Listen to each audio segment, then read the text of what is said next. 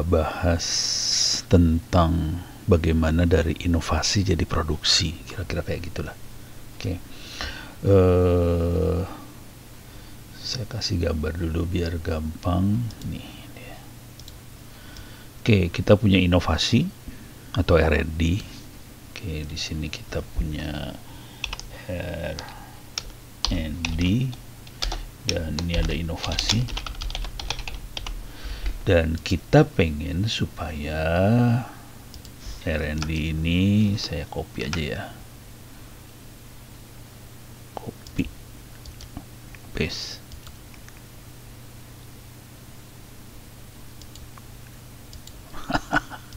Harus pakai gini lagi. Ctrl V, Ctrl. Oke. Nah, ini jadi produksi.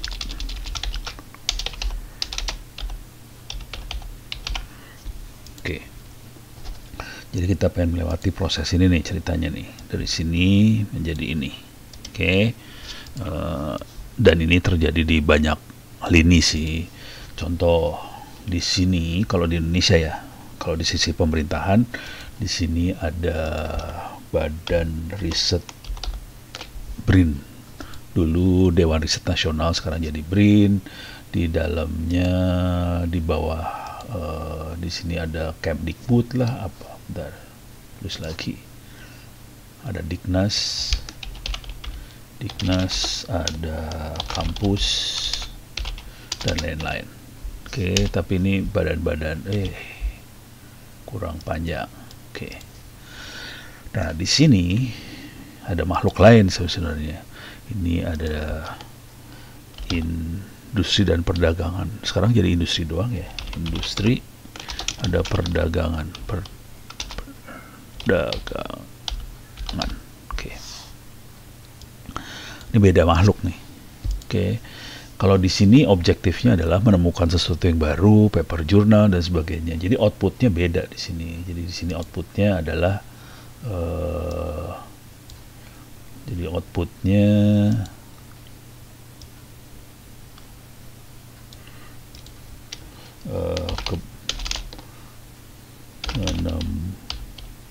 penemuan paper journal, buku kayak gitu, dan si peneliti akan dinilai dari situ ya. Kalau di sini beda lah. Kalau perdagangan, emang gue butuh paper journal? Kagak. Butuhnya sederhana kalau di sini. Oke. Di sini outputnya untung. Industri mah jelas banget untung. Lu kagak untung mati aja urusannya. Oke. Jadi outputnya untung, di sini beda. Nah, ini yang jadi masalah di Indonesia, banyak R&D dan sebagainya jadi nggak bisa diproduksi akhirnya. Jadi ini jumlahnya ratusan, barangkali mungkin ribuan inovasi yang didanai oleh pemerintah, tapi yang berhasil jadi produksi mungkin belasan. Jadi 1/10 lah, 10% barangkali yang nantinya bisa produksi. Dan itu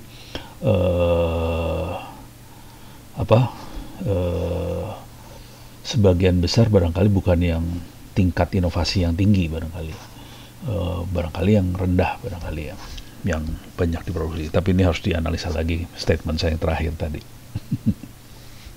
Jadi karena beda objektif, jadi ini nggak match sih sebenarnya antara makhluk yang di sini dengan yang di sana. Nah, kalau kita pengen suatu inovasi bisa diproduksi, kalau saran saya sederhana aja sih, diproduksi kan ada parameternya ya buat produksi. Sampai bisa produksi ya, parameternya banyak banget sih. Jadi contoh parameter, enaknya saya tulis di mana ya, sini ya. Parameternya banyak, tapi enaknya nulisnya ini lagi mikir enaknya nulisnya kayak gimana. Nah, ini parameternya bisa nggak di sini? Oke. Nah, parameternya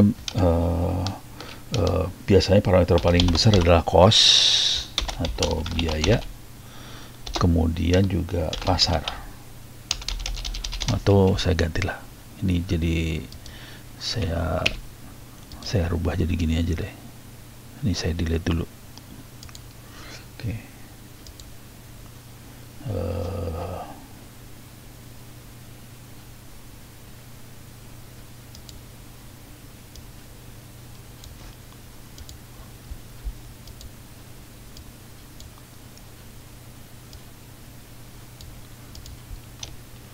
cost.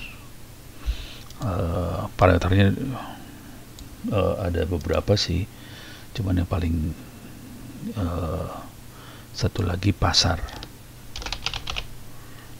Kayak market, lu kagak jadi duit lu mati aja. Kalau orang industri kan gitu aja, nggak jadi duit mati aja, gimana caranya jadi duit.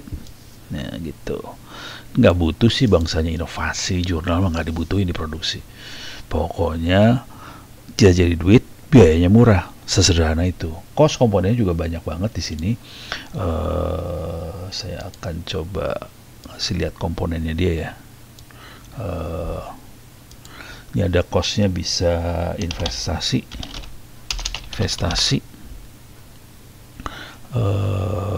cost yang lain juga bisa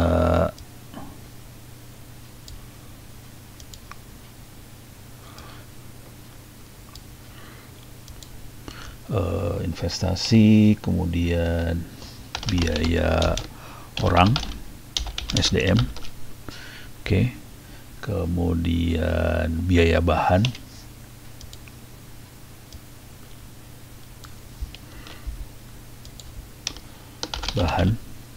oke.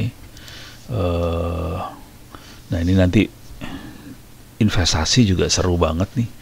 Investasi nanti urusannya, terutama investasi bahan, nanti mungkin bisa kita bagi-bagi lagi ya. Ada yang dari luar, ada yang dari dalam sih sebenarnya.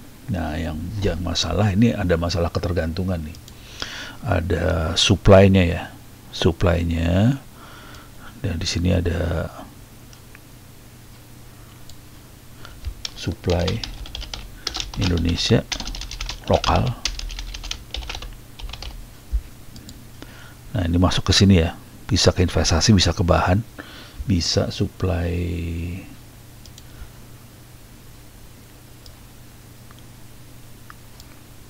luar.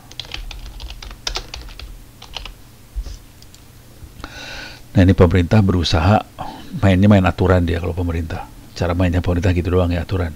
Pokoknya produksi lu harus 30% tingkat kandungan lokalnya, pakai aturan gitu ya. Tapi dia kagak ngelihat kemampuan industri lokalnya emang bisa supply sampai 35% tadi. Kemungkinan besar agak susah. Nah ini jadi masalah nih gitu ya. Jadi ujung-ujungnya adalah, bottom line-nya adalah supply ini sih sebenarnya, dari dalam atau dari luar. Kalau dari luar kita masalah besar, karena itu sangat tergantung pada biaya masuk, ekspor import segala macam. Jadi ada masalah waktu, ada masalah biaya, ada masalah cukai, biaya cukai dan sebagainya. Ini kalau luar.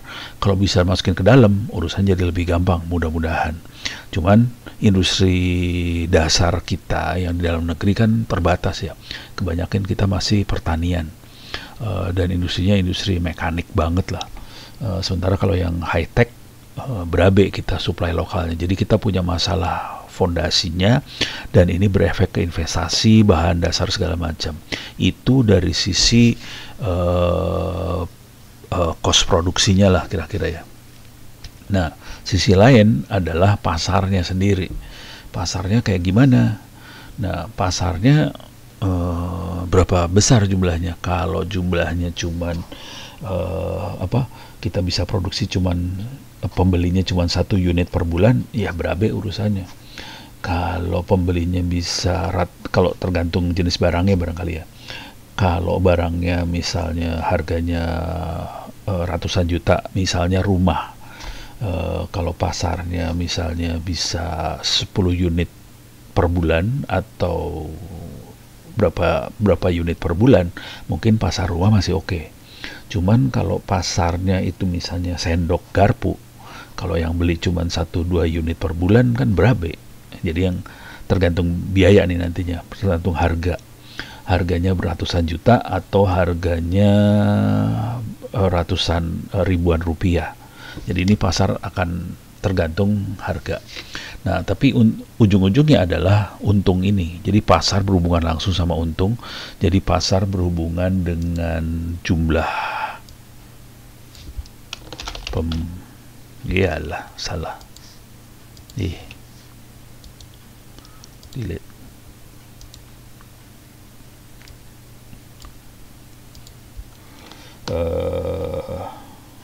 pembelian.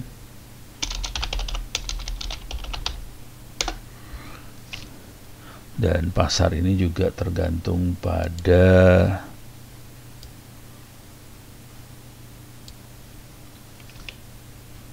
salah lagi.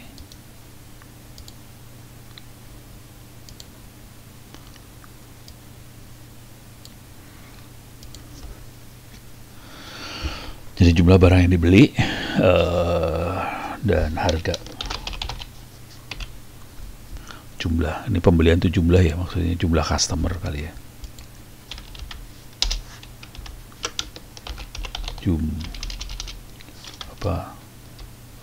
Size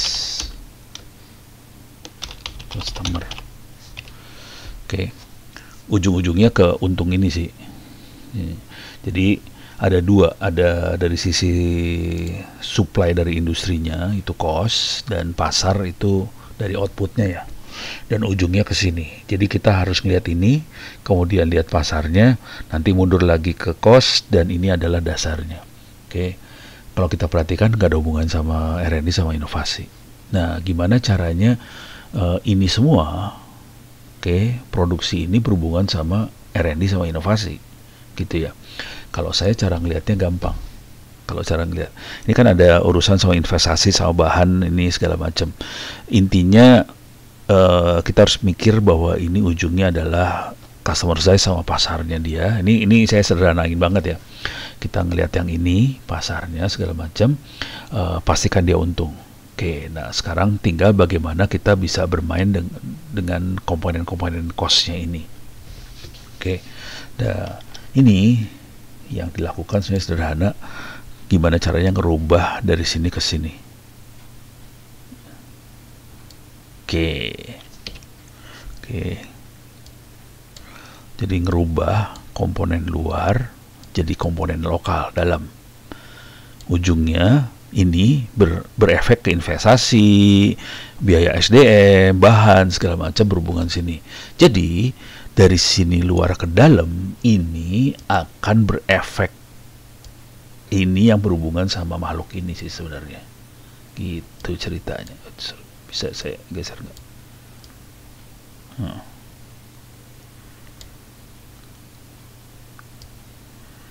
Oke. Jadi waktu kita ngerubah supply luar ke dalam, berharap dengan ini akan turun costnya segala macam, dan ini berefek sama R&D sama inovasi. Jadi teknik bermainnya adalah bagaimana supaya supply komponen, supply bahan, investasi yang tadinya dari luar segala macam dirubah jadi lokal semuanya, supaya ujung-ujungnya adalah cost-nya jadi rendah, dan cost-nya rendah akibatnya jadi pasar bisa kita pegang. Cuman harus mikir customer size sama harganya ini ya. Nah ini ujungnya di sebelah sini, dan ini yang mendrive inovasi sama R&D. Jadi harusnya BRIN, Diknas, kampus segala macam, atau lembaga-lembaga litbang baik yang ada di TNI atau apapun dia, ini harusnya memperhatikan ini sih sebenarnya. Jadi ini saya geser. Oke. Ini harusnya di sini. Oke. Jadi proses dari supply luar menjadi lokal itu harus menjadi masukan utama dari BRIN, Diknas, kampus ini untuk mendrive inovasi sama R&D. Bukan ininya, bukan penemuan paper jurnal atau bukunya. Si peneliti dapat arahan dari BRIN, Diknas, kampus atau lembaga litbang yang lain. Misalnya kalau di TNI segala macam juga ada lembaga litbang, dan ini harusnya yang menjadi drive si inovator, si peneliti dan sebagainya dalam prosesnya akan dapetin arahan seperti ini. Tolong inovasi tentang apa, tolong inovasi sana. Dalam inovasinya dia publikasi paper jurnal. Tapi judul inovasinya sendiri harusnya di drive sama BRIN, Diknas dan sebagainya dari urusan ini sih sebenarnya. Soalnya kalau enggak, apa yang kita lakukan dalam proses inovasi tidak akan bisa diproduksi sih. Jadi ini ada satu lingkaran yang terjadi sih sebenarnya antara ini kan hulu nih ya, ini hulu, ini sini, sorry salah, produksi itu hulu, inovasi hulu, produksi hilir. Hilir tuh pasar maksudnya. Jadi muaranya ada di pasar. Pasar ini nanti disuplai oleh produksi. Produksi ini di belakangnya hilirnya adalah R&D inovasi. Jadi ini muter sebenarnya, gitu ya. Mudah-mudahan ini bisa memberikan gambaran bagaimana sebuah kebijakan, dan ini proses ini kebijakan. Di sini sangat sangat erat kebijakan di sini ya. Ini saya tulis, saya klik aja di sini. Pakai warna apa ini enaknya? Sini kebijakan.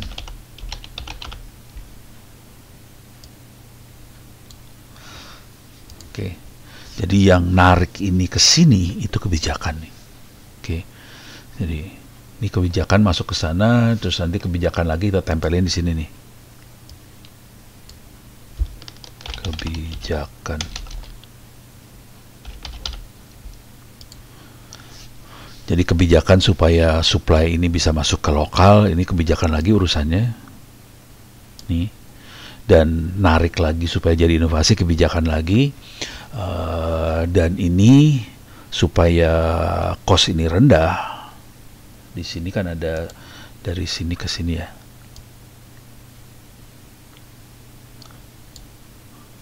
Dari sini masuk ke sini. Oke. Di sini kita kebijakan yang sifatnya insentif.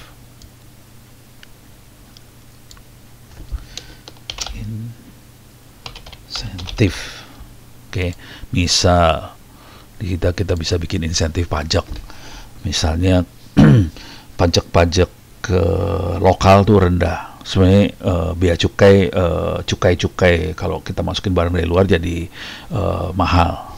Jadi kita akan blok insentifnya di sini jadi rendah kalau lokal, kalau luar masuk ke dalam ini pajak nih urusannya, pajak ini naikin. Jadi kita bermain di situ banget sih. Jadi harus ngelihat komponen apa aja. Nih yang dari luar ke dalam ya. Ada yang masuk investasi, ada yang ke bahan segala macam. Di sini ada yang namanya pajak nih sih sebenarnya. Cukai lah. Kalau ekspor import kan cukai ya. Biaya cukai, jadi cukainya dinaikin, sementara pajak lokalnya diturunin. Dengan cara itu, ini cost-nya akan turun kalau dia pakai barang lokal ini. Jadi kita bermain banget di sebelah sini. Dengan cara itu, ini harga turun dan sebagainya, pasar bisa dikuasai. Nah, yang jadi masalah kalau pasarnya kecil. Oke, contoh. Kalau kita bikin peralatan tempur buat TNI, itu kan bukan buat pasar komersial biasa. Nah, ini size customer-nya jadi kecil, harganya bisa tinggi. Nah, ini di sini ada intervensi dari negara kepaksa karena itu peralatan perang misalnya. Jadi ini pasarnya bisa diintervensi oleh kebijakan juga, pajak atau apapun, supaya si industri tetap untung. Ujungnya untung juga tetap. Cuman kadang-kadang nanti urusannya KPK nih. Kalau sampai pemerintah ngasih ini ke drive ke pasar, ini harus hati-hati kalau bagian yang ini ya. Kalau untuk militer, nah itu harus hati-hati sama KPK nih. KPK bisa masuk di sini. Insentif atau pajak ya, atau subsidi lah. Subsidi. Tapi hati-hati KPK ya. Nah, gitu. Jadi kita bisa aja mensubsidi suatu produk supaya pasarnya, jadi pasarnya bukan pasar yang natural, pasarnya tidak natural, supaya produk-produk yang strategis, misalnya untuk TNI atau apa segala macam, itu kan produk strategis ya. Itu kita bisa mainnya subsidi dari pemerintah, supaya jadi pemerintah memang mengalokasikan anggaran untuk beli berapapun harganya, atau kita set harganya berapa. Nah, itu agak monopoli sih. Nah, ini ini agak berbahaya sih sebenarnya. Tapi ya kalau saya cenderungnya cara bermainnya adalah uh, uh, ini tetap industri strategis ini tetap TNI dan sebagainya tetap kita mainkan supaya bisa inovasi dan sebagainya. Nah, hasil inovasi ini yang sebagian dipakai buat urusan pertahanan gitu. Kalau kita bermain di pertahanan ya.